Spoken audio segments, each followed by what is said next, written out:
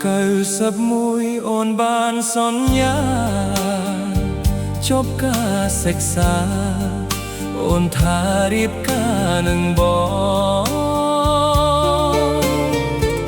ចុងខែ9សយក្រៃកនឡងព្រោះអីរូបបងប្រឡងធ្លាក់សញ្ញាបត្រ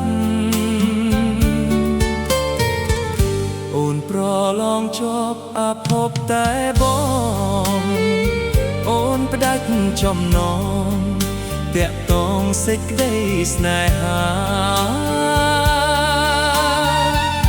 វិបត្តិផ្លូវចិត្តស្ទើរប្រេះអរ៉ាបំណងប្រាថ្នាប្រៃជាគ្មានន័យកូនគេអ្នកមានជាប់ពីស្វាករូបអូនឆាតល្អ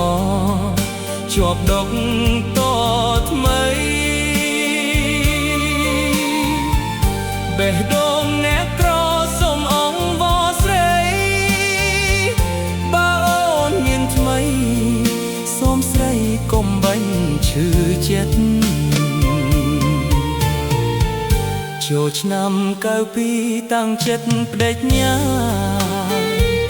ខំប្រឹងសិក្សាលុត្រាបានជ័យច្រៀងផ្ដាំយុវជនពាក្យចាស់មានន័យកុំស្រឡាញ់ស្រីក្នុងវ័យសិក្សា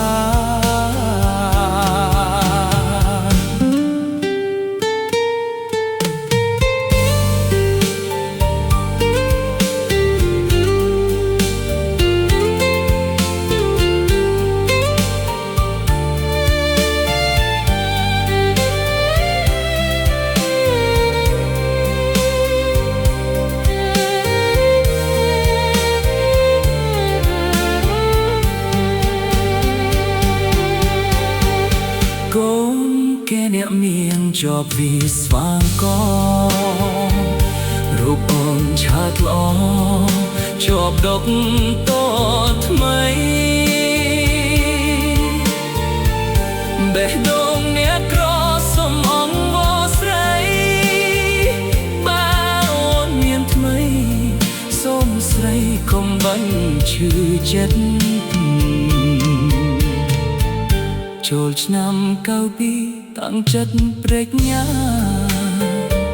ខំប្រឹងសិក្សាលុត្រាបានជ័យច្រៀងផ្ដាំយុវជនពាក្យចាស់មានន័យគុំស្រឡាញ់ស្រីក្នុងវ័យសិក្សា